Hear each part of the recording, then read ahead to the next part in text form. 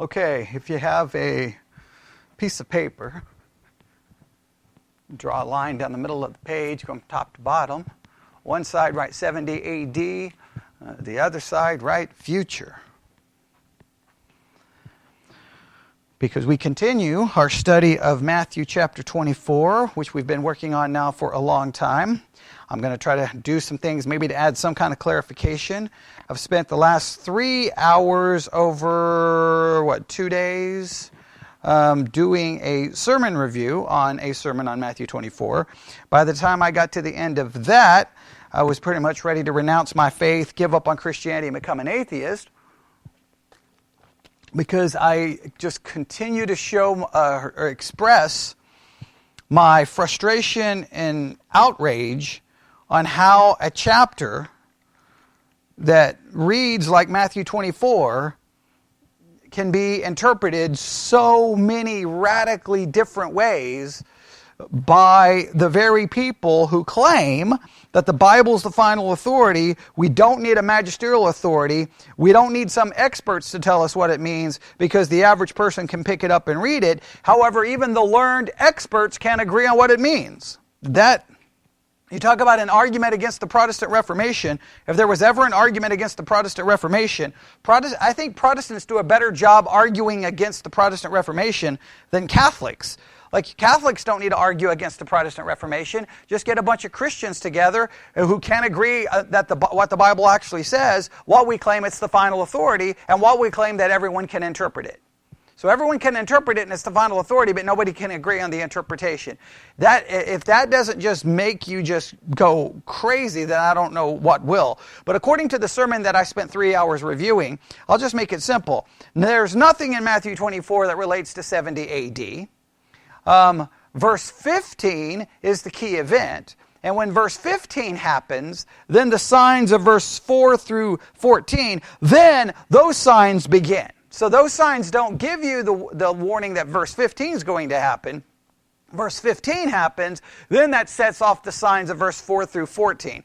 Completely taking it out of its chronological order, completely removing 70 A.D. from it, and it's all future. And of course, the abomination of desolation did not happen in 70 A.D. because there's nothing in the chapter about 70 A.D. And I don't know how anyone can read this chapter and go, oh, there's nothing about 70 A.D. in this chapter. Nothing. There's just nothing. I don't know why anybody would even come to that conclusion. And what's even worse is the person who preached that sermon was John MacArthur, who's supposed to be the, verse by verse, guru. And you're like, what in the world? It was just, by the end, I'm just like, I don't understand anymore. I don't know what we're going to do. So we all have worked on it enough, at least here in church. And of course, this is like part 19. So I've spent hours and hours and hours and hours and hours working on it in the podcast. People have turned in all kinds of homework. You should see all the homework people have turned in. So people out there are working and working and working on it. And I think we can all agree with this, that when you get further into Matthew 24, as we did, Sunday night, we realize that things begin to fall apart. Even when you try to just put it all future, it begins to fall apart. The chronology is all messed up. There's just so much that we cannot figure out. So here's what we're going to do. I want you to take a piece of paper. On one side, put 70 A.D., and the other side, put future. All right? And let's just, and this is not going to be perfect. It's not going to be perfect. But I obviously I thought there would be more people here. So I thought we'd get a lot of input, but you're here, so you're going to have to give me some of the input. But if not, I'll do my best to just try to do this myself for you, and then we're going to pick up kind of where we left off and see what we can do. But what I want you to do is I want you to consider Matthew 24, and I want you to consider it from the 70 A.D. perspective, meaning that if we look at Matthew 24, and let's just say for argument's sake, that we're going to look at the entire thing as being fulfilled in 70 A.D. I'm not asking you to agree with that for real. I'm just asking you for argument's sake. Just let's go with the idea that the entire chapter is fulfilled in 70 A.D. All right? On the other side, we're going to look at the entire chapter pretty much from a futuristic perspective, okay? Now, I know there are a lot of people say, well, it's both. But the people who say it's both can't tell me where it jumps, right? And that's the problem.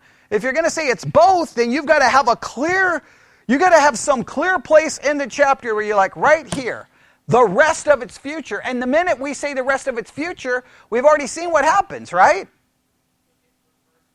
You're like, well, wait a minute. So what's the chronology here, right? Did Jesus come back? Did he not come back? Did the tribulation end? Did the tribulation not end? It seems to fall apart. So here's what we're going to do. Let's go with, in theory, just hypothetically speaking, let's say Matthew 24, all of it is 70 AD. Let's just go with that idea, all right? What are the strengths, and I want you to write this down, what are the strengths of the 70 AD perspective? So you can just write 70 AD, and then on this side of the page, we're going to write down, first of all, strengths. What is the strengths of the 70 AD only position? What would be strength number one of the 70 AD only position? We can call it preterism if you want, but let's just say the 70 AD, because I want to clarify this as much as I can. What would be the strength? What would be strength number one of the 70 AD only position?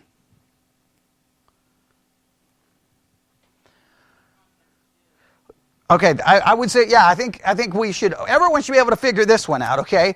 Anyone reading, okay, would read these words at the beginning of the chapter. And Jesus went out and departed from the...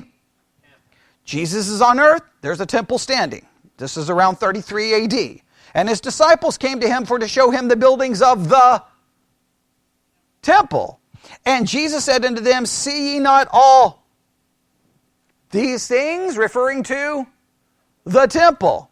I say unto you, there shall not be left here one stone upon another that shall not be thrown down. What is he referencing?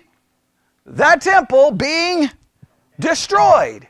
Now, if you're standing there talking to Jesus, and he says, hey, the temple is going to be destroyed, what do you think your next question would be? When? How? What? Where? You're going to be asking questions. Now, many try to interpret the disciples' questions in all kinds of weird ways, but I just listened to an entire survey of the Gospel of Mark right before I got here, and they acknowledged even in that survey, the one thing we know about the disciples pretty much through the entire Gospels is they never get it. They're constantly confused. So you can't look at their questions like, here's the disciples, and they've got it all figured out. All right, so if the temple's going to be destroyed, then we need to know when that's going to be destroyed, when you're coming back, and when is the end of the world, like three separate events, because they've got their eschatology so well figured out. The way MacArthur puts it is, in their minds, who cares if the temple gets destroyed? We already know that's going to happen because there's going to be another one. So in other words, according to MacArthur, they're not even asking a question about when that temple is going to be destroyed. They're talking about a future temple. They want to know what's going to happen to the future temple, which absolutely makes no sense. How can MacArthur go all the way back in time and say, here's what the disciples really meant, right? But the normal reading would be like, they're like, wait, what? The temple's going to be destroyed, and in their minds, that's likened to the end of the world. I mean, I don't know how you could read it any other way, but I guess, he's got a decoder ring that says, no, they don't even care about that temple. They're like, well, whatever. Yeah, that temple we know that's going to be destroyed. We already know that. Obviously, if they're so if they're so knowledgeable, if these fishermen are so knowledgeable, then how come they didn't understand that Jesus was supposed to die? Didn't the Old Testament predict a suffering servant? Yeah, but they didn't figure it out. So it's like on one second we want to say these disciples were clueless, and in the next second we're like, no, they were like the scholars of eschatology. Give me a break. It doesn't fit their characteristic. I mean, even Peter, when he says, Jesus, you're the Christ, he immediately turns around and demonstrates he doesn't quite understand what that entails. So, but the strength of this would be, it fits the context, yes? All right, everyone agree? What would be a second strength from the 70 AD position? Okay. Well, I'm gonna walk through it, but we'll don't forget that one. If I forget it, bring me back to it. What would be another strength? Would you agree that the language used in most of this chapter is Jesus seemingly to be specifically referring to them? Yes? Could we call this the strength of the pronouns. Would that be a correct way of saying it? Because note how it works. Verse 4. And Jesus answered and said unto, everybody see verse 4? Unto them. Unto them. Everybody see that? All right. Verse 15. When ye shall see. Right? Let's see. What else do we have here? Verse 25. Behold, I have told you before. All the way to verse 25. Behold, I have told you before. Clearly, that means he's speaking to whom? The specific people who came to him while he's sitting on the Mount of Olives and said, when is all of this going to happen? Isn't the language still there? Right? Let's see. Well, we could go on and on.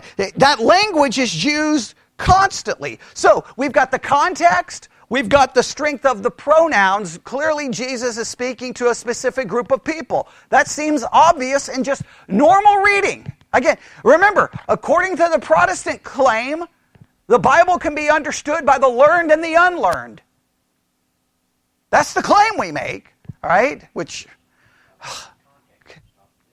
yeah, clearly he's talking to the disciples. There's just no way to get around that. I mean, they're the ones who came and asked the question, right? According to MacArthur, Jesus' answer had nothing to do with them. Nothing. So the pronouns are irrelevant. The them is us. The them may not even be us. According to MacArthur, all of these signs are for some generation in which we don't know. In other words, these signs have nothing to do with anybody until that generation who sees the abomination of desolation. The signs are only for that generation. Which, just realize how confusing the chapter is. Generation after generation is going to think it's them, so the generation that these signs are actually for are not going to know it's them until after the abomination of desolation occurs, and they'll be like, oh, we're that generation, these signs are for us. How is that even helpful, right? That makes no sense. So, the context, the pronouns, what would be another strength of the 70 AD position? I'll go throw in what Bobby said. Well, we know when the temple was destroyed. We have a historical record of the temple being destroyed in 70 AD. Like, there's no, we don't have to speculate. We don't have to guess. We know. Like, there's some things in the Bible we're just baffled by, right? We're just like, well, I don't know. But in this particular case, we're like, what? Well, 70 AD. I can pick up the writings of Josephus and hear in a historical account of it. Now, whether you agree with Josephus or don't agree with Josephus's account of it, we still all know that it happened. Go to Jerusalem today, they'll tell you about the destruction of the temple in 70 AD, okay? Everyone knows it happens. Do you realize how great that is to read a passage of Scripture that makes a prediction and we can specifically know the exact day that it occurred? And not even have to rely on biblical information, we can rely on secular historical accounts. Rarely do you get such a gift. So, what are three things that make this strong? Context, language of the pronouns, a historical record. What else would make it give it some kind of strength? Can we agree that at least from verse 4, I'm going to go all the way to 15, 4 to 15, minimum. All right, well, we'll just for argument's sake, we'll go 4 to 15, that all of those signs, we have historical precedent to say that they were fulfilled in 70 AD. Would everyone agree with that? Would we agree that the abomination of desolation could clearly refer to what happened in 70 AD? Rome came in. I mean, I think you're desecrating the temple when you burn it completely to the ground and destroy everything and carry everything out of it. Yes? You've got your pagan symbol on the Temple Mount. I think that would all fit. Yes? All right. Okay. I think that, put it this way, it would be hard just to overlook it. Agreed? It would be hard to overlook it. Now, let's make it clear. Does that mean, I want you to hear me out, does that mean there couldn't be something that would happen in the future? It doesn't mean that. It just means that the language here is pointing to what happened in 70 AD. Agreed? So let's go through these again. What makes the 70 AD position strong? Context, language of the pronouns, historical event, and the signs from 4 to 15 has historical evidence that they were all fulfilled in leading up to 70 AD and 70 AD. Would you all agree with that? Right? What would be another strength of the 70 AD only position? What would be another strength of the 70 AD only position? Everyone should get this one. Everyone. Okay, if you're not going to, I'll just tell you. Just look at verse 34. 24:34. This is the verse that everyone should just have memorized. What does it say? This generation shall not pass till all these things be fulfilled. All right? That's a pretty strong argument. Because if you say this is not that's not referring to 70 AD, then you're saying that it's some generation that's yet to even live. In other words, from 70 AD or from 33 AD when those words were spoken to 2022. I don't know how many generations that is because I'm horrible at math. It's a lot, right? Agreed? Does anybody know how many generations that is? Can anybody figure that out? Okay, it's a lot, right? Okay, let's just say that it's kind of weird that all these things that this generation is going to see all these things. They're not going to part until all these things be fulfilled. But for some weird reason, we're all the way in 2022, and that generation still has yet to be born, or that generation is yet to exist. We don't know.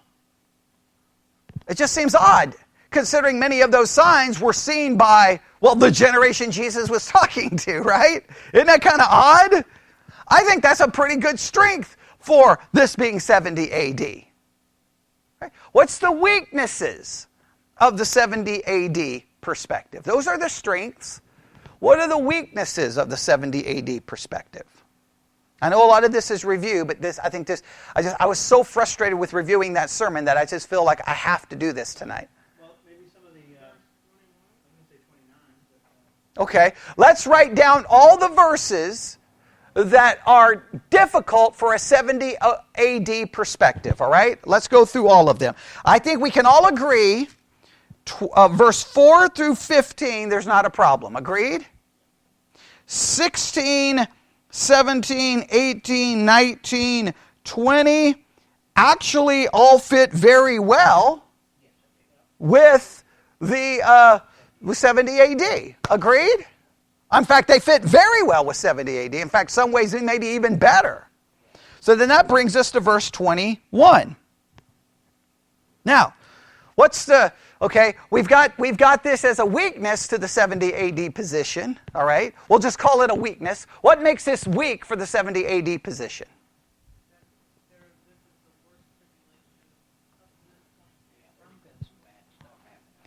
It describes a tribulation that's supposedly worse than anything had ever happened and worse than anything that will happen. So if we reduce that tribulation to just 70, that it's only referring to 70 AD, then this becomes a major weakness. In other words, if that tribulation is simply referring to what happened in 70 AD, this is problematic. Everyone can agree with that. Yes? All right, it's problematic. All right? That would be weakness number one. What would be weakness number two? Okay, do we see anything between verse 21 and 29? Let's go in order.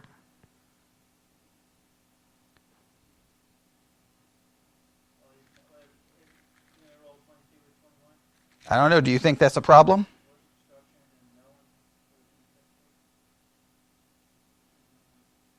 (22) could be explained to 70 AD, right? Because not everyone died. Right? So that wouldn't necessarily be a problem. How about verse 23? That shouldn't be a problem, right? 24 shouldn't be a problem, right?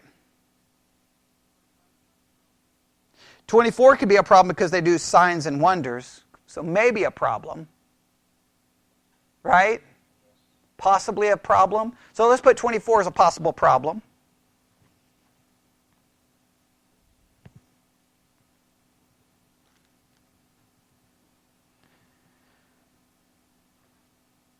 Verse 26 doesn't appear to be a problem, right? Again, these people claiming Christ is coming. But verse 27, we may have a problem. What's the problem with verse 27?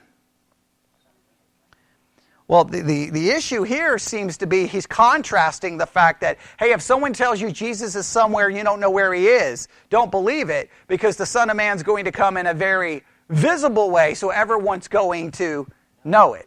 Now, if we understand that to be Jesus actually coming back, well, then this would be a major problem for 70 AD. Agreed? All right, so this would be a weakness. So what verses do we have that provide a weakness of the 70 AD? Verse 21, verse 24, and 27. All right, so far so good? How about 28?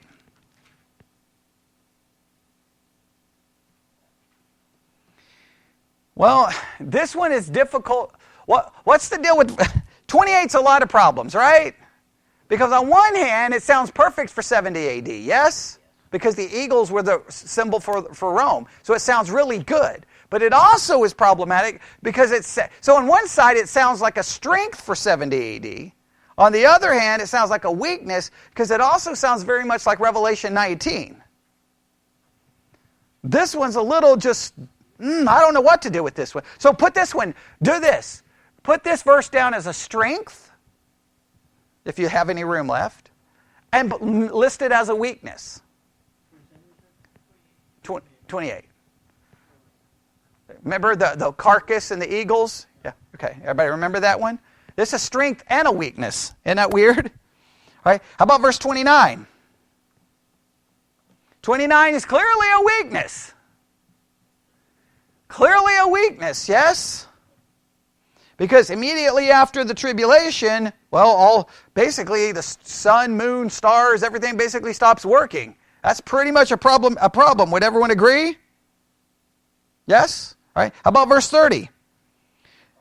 Then shall appear the sign of the Son of Man in heaven, and then shall all the tribes of the earth mourn, and they shall see the Son of Man coming in the clouds in heaven with power and great glory. I think everyone says that's a problem. Yes? I think 31 is a problem. Yes?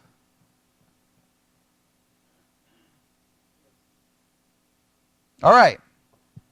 So those are all the problems. Okay, so let's go through that list of verses again. What? What do you mean as far as? The problem in the 30, 31, and 70 is kind of the imagery there is just like it's... Well, I mean, it's referring to Jesus coming back, right? That's a major problem there, right? So, okay, that's a weakness, all right? So let's go through it. What's all the verses that cause a weakness for the 70 AD position? What's the first one? 21. And that's because I said it's going to be the worst, that if it's 70 AD only, it's the worst tribulation ever. Right? Next verse that's problematic. 24, what's the problem with 24?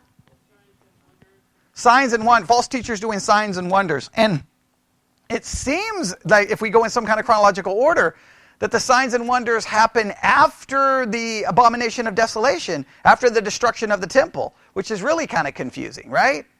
So this one's a little problematic. Next. 27, what's the problem with 27? Yeah, you got the Son of Man coming. Right? In fact, what's weird is this says the Son of Man coming, and then we have other verses that say the Son of Man is coming, which is just really weird. How many times is he coming in this passage? It's really weird, right? Okay, so the Son of Man is coming. Next. 28, because it's a strength and a weakness, but it's a weakness because... 24 is probably can go with 70 AD too, because he's all the apostles talk about false signs, false wonders, false teachers. It could, but the reason I'm putting it there is because there's some passages in Daniel that seems to connect the abomination of desolation with signs and wonders. But you could make an argument that it could fit 70. You could make an argument, but I'm going to at least allow for it to be a possible weakness, okay? And so 28, that's the eagles and the carcass. Right? It's a weakness because it sounds very much like Revelation 19. Right? Unless you make Revelation talking about 70 AD, which we believe it was written after 70 AD, so that, you see, that's a problem. Right? But we have it listed as a strength as well. Next. 29, what's the problem? Yeah, the sun, moon, and stars stop working after the tribulation. And if the tribulation is the destruction of the temple, then you're going to say after the destruction of the temple, the sun, moon, and stars stop working. That seems really problematic. Agreed? Okay, next. Okay, you get the Son of Man coming in verse 30, which I thought he was already showing up in the previous verse, which is, again, this is problematic. Okay. Yeah, the sign of his coming, but then the tribes and the earth all mourn. And they shall see the Son of Man in that verse, right? You got the sign, then the Son shows up. Okay, so how does that work? Okay, well, he already supposedly showed up in the previous verse. So chronologically, this is completely out of order, right? So this becomes this is a problem for every side, okay? All right, so that's a problem. Next verse. 31, which the gathering of all the elect from the four corners of the world, right, or earth. Okay, next. That's it. Okay, I think that's it. Those are all problematic. Can everyone agree that those are problems? Yeah, everyone can agree those are problems. They can't be ignored, right? But at the same time, you can't ignore the strengths. Now, let's go to the future. All right, let's go to the other side of the page. All right, what is the strengths for looking at it from that this is referring to something happening in the future? What are the strengths from this? All those verses that we put down as weaknesses, those would be the strengths. So you've already got the list in front of you. Okay. Just for the people listening online, let's go through all the verses. What would be the verses that would be a strength for the future position? Let's go through them again. Verse 21, 24, 27, 28, 29, 30, and 31. All right. There we go. And we understand why these would be a strength, right? Because it seems to be talking about things that 70 AD can't account for. It hasn't happened yet. In fact, I think it would be very hard to argue that they happened yet. Okay? So those would be the strengths of a future position. Agreed? All right. What would be the weaknesses of the future position? Right back to the context, the language. Verse 34. Okay? Right? Okay. Now, do you see what we just did? When you look at the strengths and weaknesses of both positions, do you end up with one somehow rising to the top as being better or worse than the other? It's very convoluted, yes? What would you prefer to occur? That after doing that we could say, well, clearly that's the strength and that's the weak. No, we can see that there's strengths and weaknesses in both. Now, what makes me mad is pastors who stand behind pulpits and don't bother to let the people in the pew know, hey, there's problems no matter what position I teach you. But what are a preacher supposed to do? Just preach it in a dogmatic, assertive way, like that's the way it is. But that's not the way it is because the passage is a train wreck. So, here's what we're going to do tonight.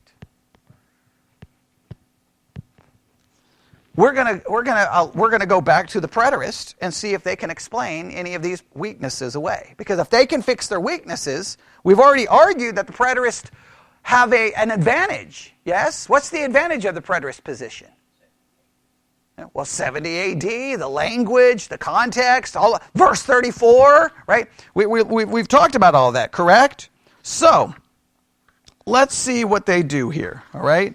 Let's see what they do here. I'm going to go back to where we kind of stopped. Yeah, back into the preterist book. All right. We've talked about the abomination of desolation, all right?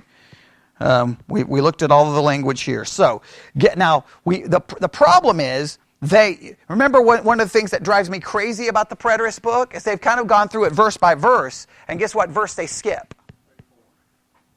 21. Now, why would the preterists skip verse 34? That's their ace up the sleeve, man. Yeah, they were not going to skip that. Okay, trust me, they got an entire chapter to that verse, okay? But they skipped this one, which is just, you want to just throw the book across the room and burn it, because you're like, what's the point? Like, if you're going to put forth your position, that's a verse that's going to cause you problems. But guess what they jumped to? 29 to 31. Go figure, right? Isn't that great? Right? They jump to that. Yeah, of course they skipped a section that could cause them some problems, right? Now, they don't have a problem with everyone fleeing. I mean, remember, they did mention a little bit about everyone fleeing. They don't have a problem with that, obviously, right? They don't need to prove anything there. So I can see why they would skip it. They don't need to prove anything. The abomination of desolation occurred in 70 AD. Obviously, everybody's going to run for their life. Okay, so nobody has an issue there. All right, so far so good. Now, here's what they do. All right. Crucial. Now, remember, they are borrowing from James Stuart Russell. Everybody remember that?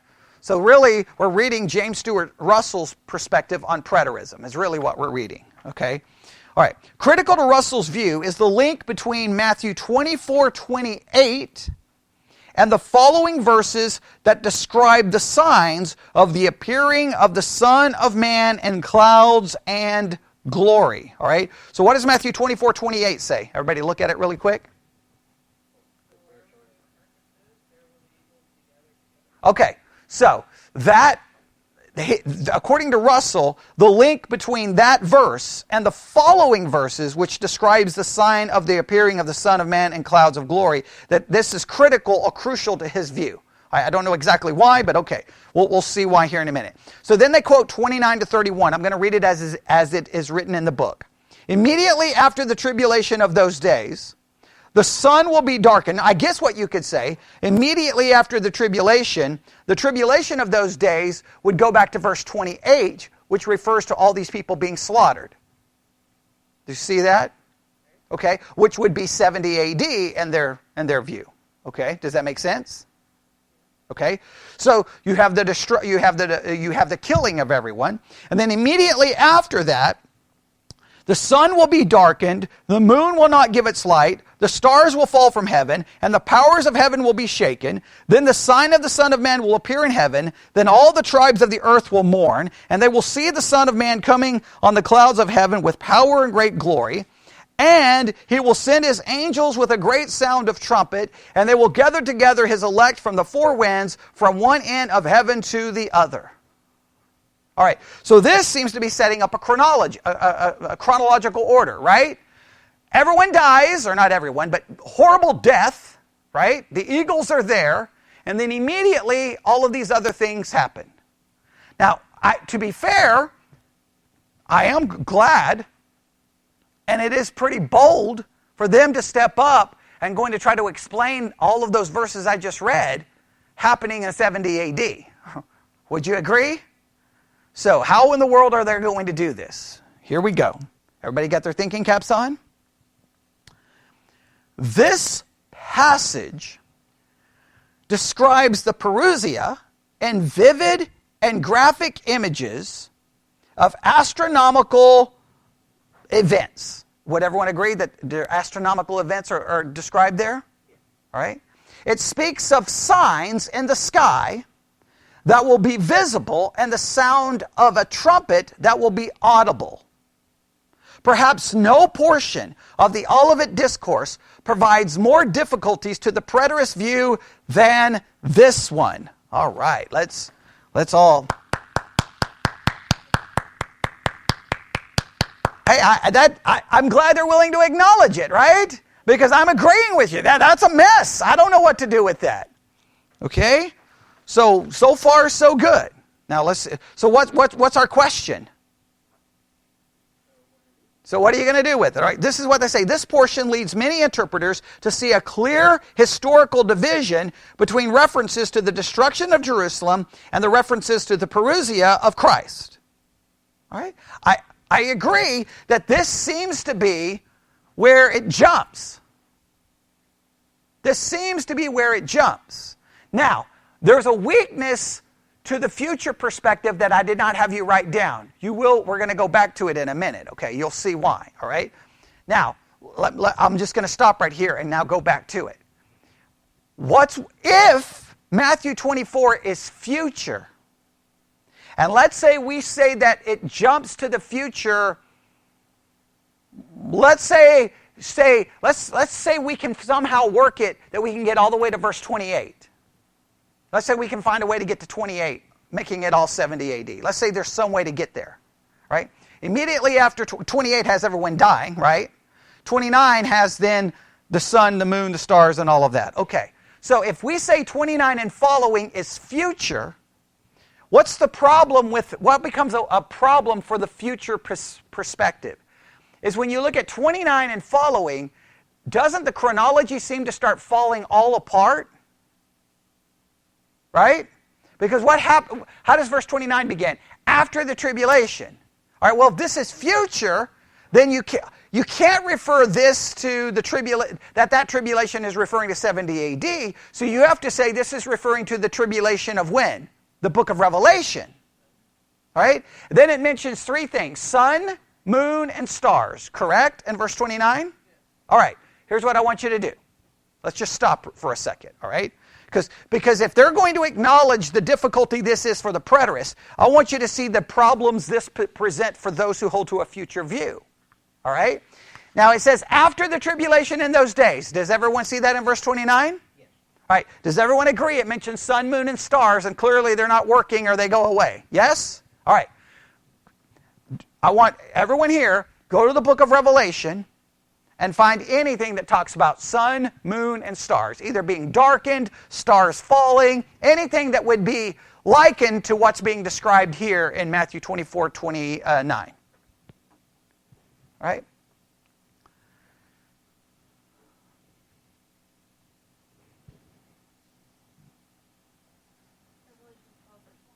All right, someone says Revelation 12:1. I think that's the woman, is it not? Okay, well, let's put them in order. You got chapter 6? Right. Does anybody have anything before chapter 6? All right. Chapter 8, right? Okay, so but chapter 6, let's go to chapter 6 first. Anything before chapter 6? I don't think you're going to have anything before chapter 4, because that's the letters to the churches, right? So chapter 4, everything's good in chapter 4? Yeah? No problem? How about chapter 5?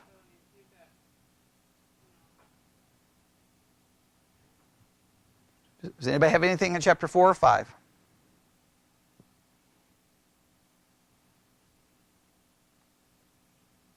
No? Okay. Does everybody agree nothing in chapter 4 or 5?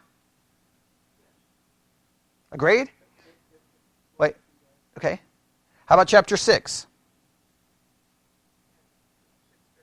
All right. Anything before chapter 6, verse 13?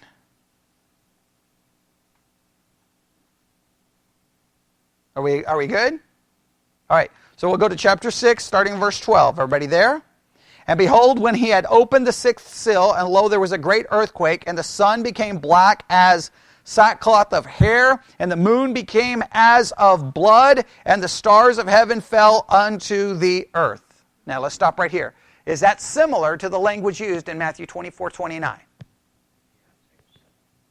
Okay. Very similar, kind of similar, or exact? What do we have? How are we going to classify it? Sun is darkened. The sun became black. The moon became blood. The moon shall not give her light, and the stars fall. Pretty close, right? Yeah. Pretty close. Now, what's the problem? Well, the problem is Matthew 24:29 says this occurs after the tribulation. Where would people describe Revelation chapter 6? Okay. The tribulation, yes? Not after. You see the chronological problem that begins to develop? All right. Where else in the book of Revelation? Someone said chapter 8?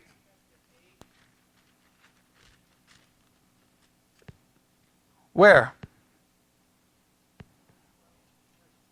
Verse 10, and a third angel sounded, and there fell a great star from heaven, burning as it were a lamp, and it fell upon the third part of the rivers and upon the fountains. So there's one star, so it doesn't quite...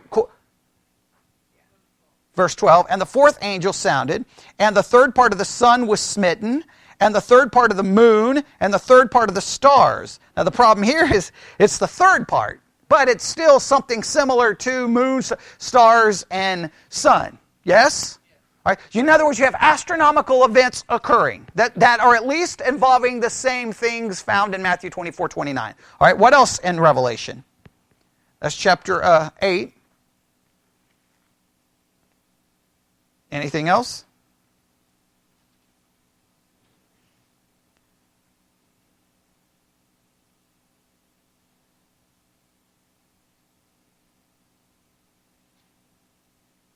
Chapter 12, you have the woman with the moon and sun under her feet,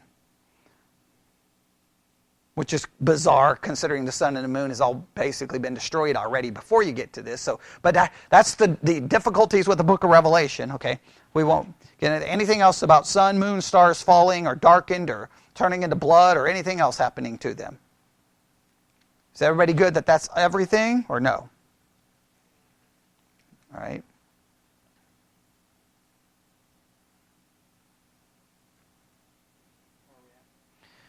We made it to chapter 12. Now we're okay. Find anything? All right, 16:8, and the fourth angel poured out his vial upon the sun, and the power was given unto him to scorch men with fire. Okay, that doesn't fit. Which is just weird because wait, I thought the sun was already dark. Okay, man, the Revelation is 19:17. An angel standing in the sun. Yeah, not very helpful. 21:23. And the city had no need of the sun, neither of the moon to shine. Now you've got that. That's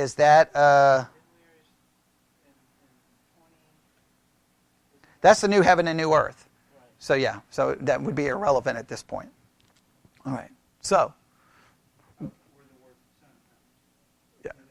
Well, we're looking for things that are connected to Matthew 24:29. Okay, so what I want to show you is that whenever you talk about sun, moon, and stars, something happening to them, it happens in the tribulation if we understand that that's the remember, the tribulation is supposed to be worse than anything we've ever seen. That would be describing things like that, right? So if Matthew 24 says this happens to the sun, moon, and stars after the tribulation, does everyone agree the problem? What would be a possible solution? Put your thinking caps on. What would be a possible solution to the problem? Because what we're seeing is that the strength of the future position is that there's things in Matthew 24 that clearly are describing things that did not happen in 70 AD, right? So, but we're showing you that there's a problem here because their future events seem to be all out of whack and no chronological order. For example, after the tribulation, then these things happen. So what would be a possible way to get around this? What would be a possible way for the futurists to get around this problem?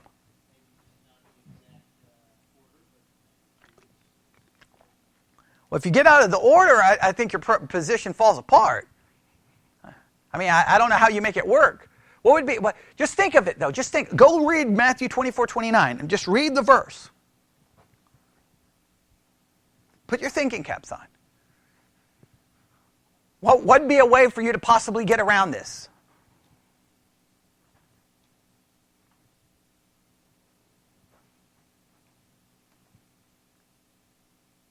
All right, let's go. Let's work through the verse together. All right, everybody ready? All right. So you got Matthew 24. Yes? You got Matthew 24, verse 29. Yes? Okay. What's the first word? Okay, immediately. That's a problem. But okay, but go immediately. What's the next word? After the tribulation of those days. Now, the immediate cause all kinds of problems. But some could argue the tribulation of those days refers to 70 AD. The sun, moon, and stars happens after 70 AD. They would just not put it immediately. They would put it somewhere in the future. That at least tries to put it in some kind of correct order. Does everyone understand what I just tried to do there?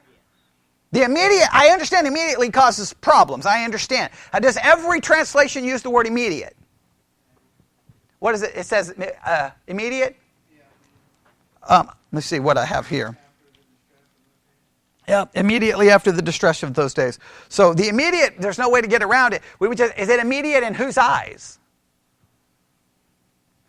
Remember, one day with the Lord is 1,000 years a day. I'm not saying that that's what we should go to try to get around this. I'm just saying there's got to be some way to get around it. Okay. But I'm not saying it's perfect. But I just want you to see that the futurist, this is where it starts having a problem. Where does the problems continue for the futurist? So the first one is we got sun, moon, and stars, all this happening after the tribulation, when most would argue, no, this happens during the tribulation. The only way to get around it is to say that tribulation is referring to 70 AD and this happens after, but the immediate causes a problem. What are some other problems for the that we haven't mentioned yet? What are some other problems here for the futurist from verse 29 and following? Okay, well, clearly, other than 34. Right? So, what happens? So, everything in 29 is the sun, moon, and stars. Agreed? What happens in 30? The sign of the Son of Man appearing, and then the coming of the Son of Man. All right, so Jesus appears in verse 30. Agreed? And then shall. Yep. Okay, and then shall. What happens in 31? Have the gathering of the elect. What happens in 32? The fig tree. What happens in 33? When you see these things, know that it is near, even at the door. Okay. And then 34 is the... Okay. Where does Jesus appear? He appears... There's two places where he appears. 27 and 30. 27 and 31. So you see now the chronological order are 30. So 27 he appears, right? The sign, but what else is said in verse 27? For as the lightning cometh out of the east and shineth even unto the west, so shall the coming of the Son of Man be. Okay, well, now that one wouldn't be a problem, because that's just explaining what it will be like. Okay, verse 28. Gathering of the eagles, the carcasses. Okay, then 29, after the tribulation. Everything falls down. It doesn't mention Jesus coming back there, does it? Okay, verse 30.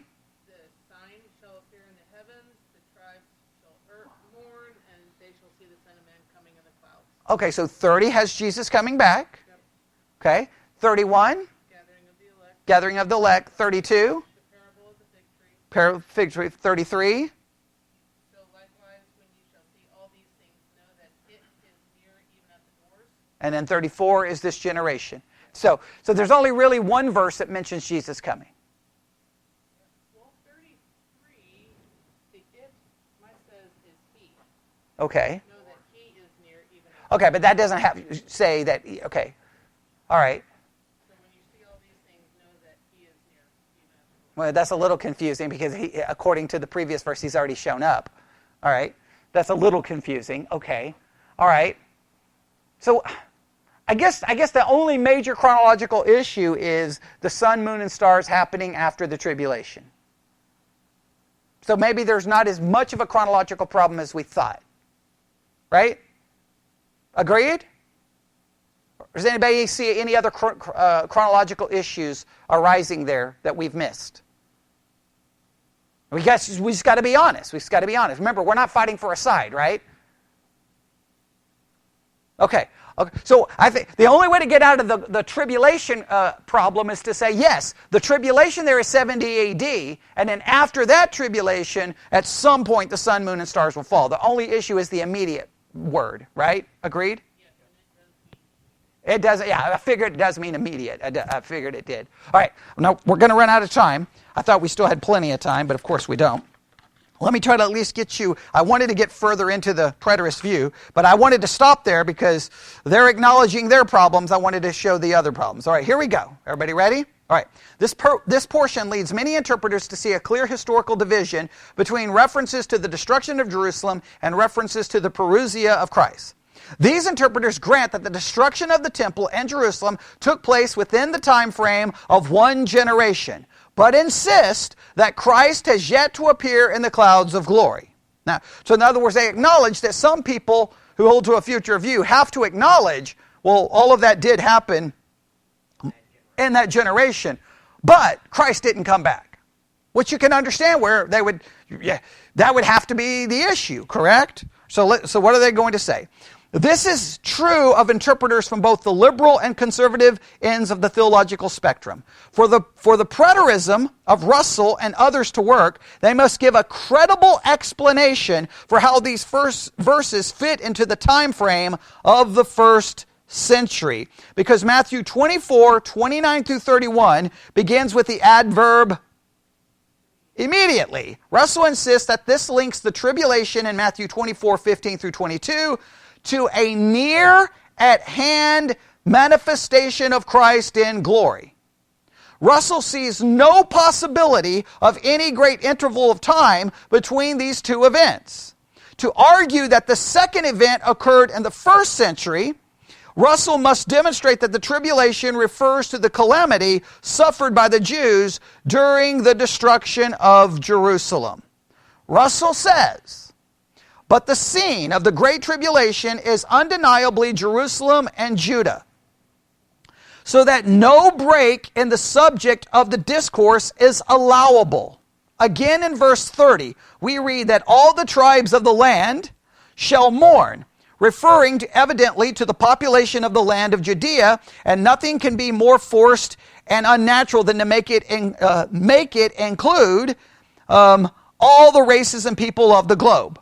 The restricted sense of the word land in the New Testament is common when connected as it is here with the word tribes. Its limitation to the land of Israel is obvious. This view is adopted by Dr. George Campbell and Moses Stewart, and it is indeed self-evident. Okay, I'm not going to get into whether, it says all the tribes. Wait a minute, that has to be everyone. Well, it can be restricted in the sense that that's he's speaking about a specific region. But I don't think that this argument hinges and falls on that. Does that make sense? I think there's other issues. So we can come back and work on that. All right. They go on. Many commentators strongly disagree with this assessment of the text. To them, the meaning of the reference is not so self-evident. Calvin, for example, said that the tribulation of those days is improperly interpreted by some commentators to mean the destruction of Jerusalem. Others see the connection between this text and the text of Zechariah 12:10, but give it a wider meaning than the tribes of Israel. The graphic imagery of the events accompanying the Parousia function as a chief reason why many, if not most commentators, view this segment of the discourse as being not yet fulfilled. Russell was very aware of this, but it is answered. The character of our Lord's language in the passage necessitates its application to a grand and awful catastrophe which is still future, and can be properly understood of nothing less than the total dissolution of the fabric of the universe and the end of all things. How can anyone pretend it is said that the sun has been darkened, that the moon has withdrawn her light, that the stars have fallen from heaven, that the Son of Man has been seen coming in the clouds of heaven with power and great glory? Did such phenomenon occur at the destruction of Jerusalem, or can they apply to anything else than the final consummation of all things? The questions Russell anticipates are exasperated when one considers other New Testament texts that refer to the Parousia. One such text is found in the book of Acts. Look at Acts chapter 1, 9 through 11. Acts 1, 9 through 11. And what do we have there? Jesus is getting ready to ascend. He ascends into heaven, right? And what do the two angels standing there, what do they say to him? Why are you stand gazing up into heaven? The same Jesus which is taken up from you into heaven shall so come in like manner as you have seen him go into heaven. All right, well, that seems to imply that Jesus is going to come with the clouds. He's going to come like he ascended, all right? Which clearly, that's way after, that happens after, this clearly occurs, this ascension and them telling them this occurs before 70 AD, right? So, well, then Jesus didn't come back in that same way in 70 AD. Luke's record of the ascension of Christ makes it clear that the disciples present It was a visual experience. They watched Christ as he was taken up in the cloud. They remained transfixed by the sight, gazing up into heaven. When the angels appeared, they declared that Jesus would come in like manner as he had departed from them. This would seem to indicate that if his departure in the glory cloud was visible, then his return in glory would also be visible. Christ's ascension cannot be regarded as a spiritual or mystical vision without doing radical violence to the text. Everyone should say amen to that. Now it's interesting, the preterist is acknowledging this, right? Russell responds by appealing to the literary nature of prophecy. So here's what we're going to do. All right. Yes, it appears that's the way Jesus has to return. But he's going to make an argument. But this is prophetic language. Prophetic language has its own literary genre, therefore its own literary style. So we have to interpret the language according to the rules of that literary style. That sounds good, doesn't it? The problem is we still have Acts.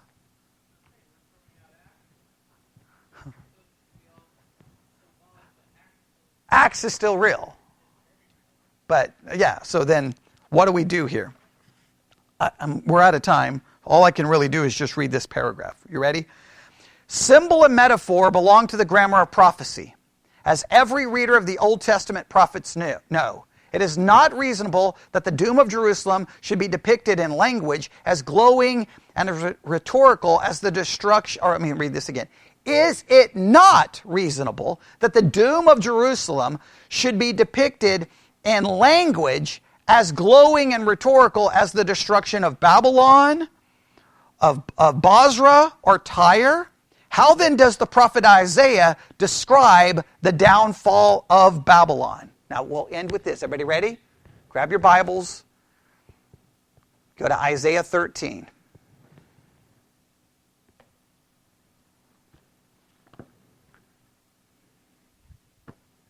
This is what the preterists will consider, that what their ace up the sleeve is Matthew 24:34. This would be what they think is like, the gotcha moment. This is where they've kind of brought you in. But whoa, man, you're right. And then all of a sudden, but wait a minute. Is it not unreasonable to say that the language here would resemble the language used in other parts of the Bible to talk about the destruction of a city or a nation? And then they go to Isaiah 13. Everyone look at verse 9. What does verse 9 say? Behold, the day of the Lord cometh, cruel both with wrath and fierce anger, to lay desolate, and he shall destroy the sinners thereof out of it. What's the next part? For the stars of heaven and the constellations thereof shall not give their light. The sun shall be darkened and is going forth, and the moon shall not cause her light to shine. I will shake the heavens, and the earth shall remove out of her place. Wow, that sounds very similar, doesn't it? Does that sound very similar to Matthew 24? Now, what's he talking about in Isaiah 13?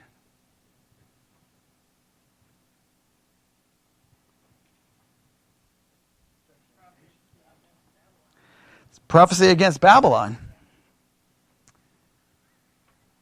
Either we have to say that that's not referring to the Babylon that was judged who took Judah into captivity, because if it was judgment against Judah to captivity, that didn't happen.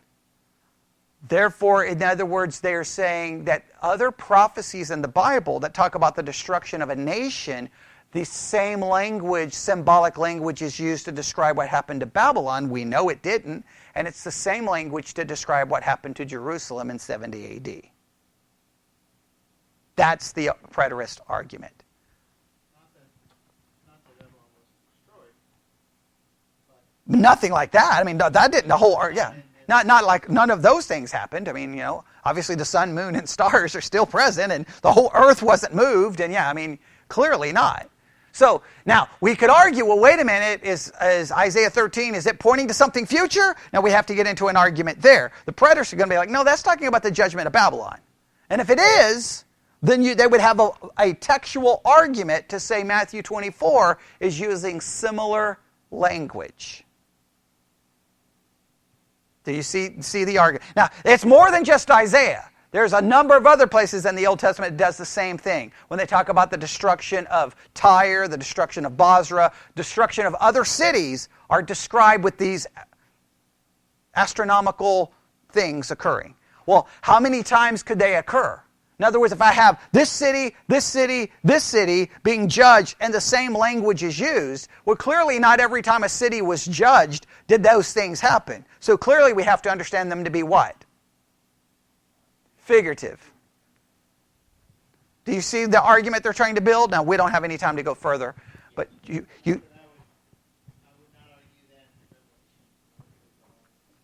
well, I'm not making an argument there. Their argument was, we historically know Bozrah, Tyre, and Babylon was judged.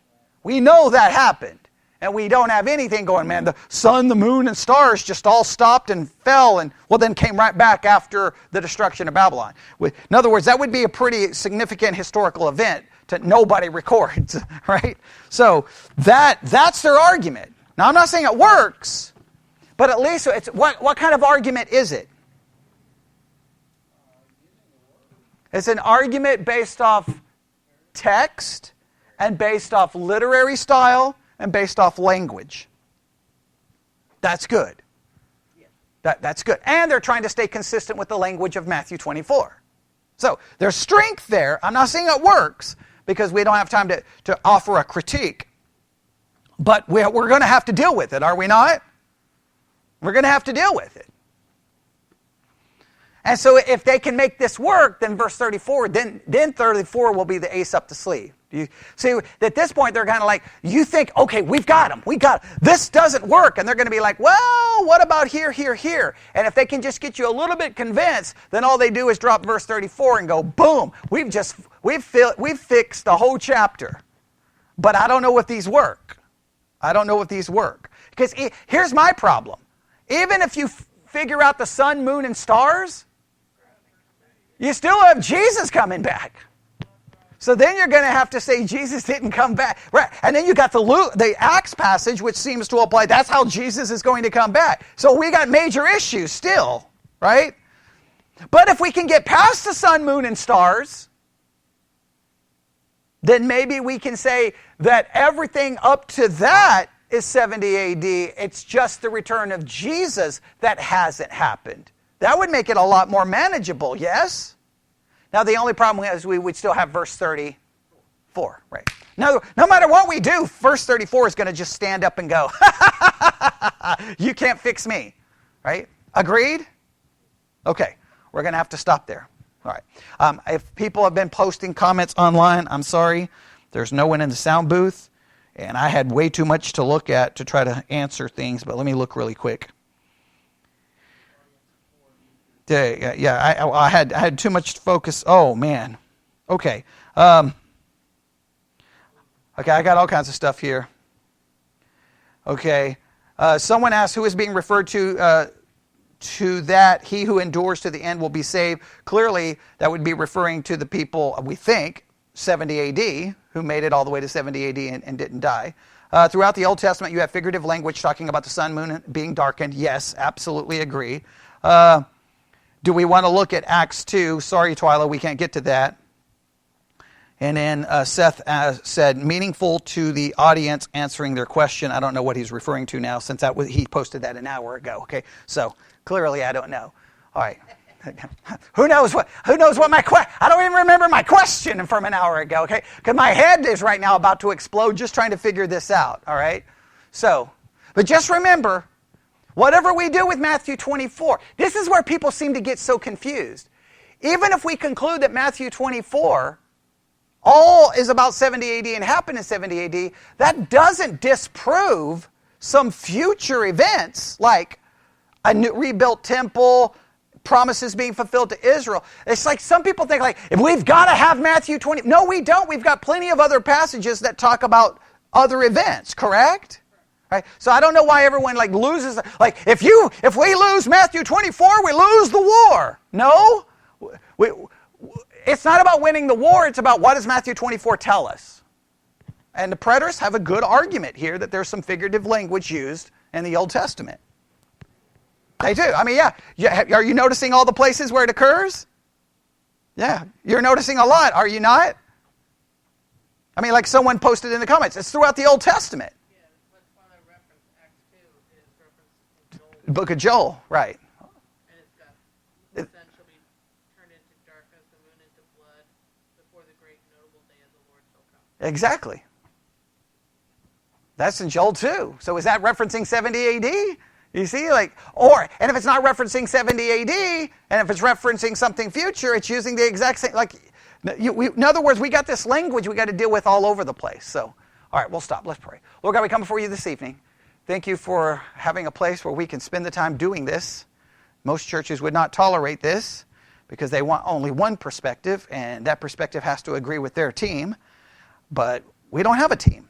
So we just want to know what your word says, and we may be sloppy and messy and trying to figure it out, but I hope you'll show grace and mercy to us that we're trying to do this because we want truth, not just because we want to be right. And I pray that we can maintain that spirit and that attitude, and we stay committed to pursuing this course of study until we reach the end. And we ask this in Jesus' name. And God's people said...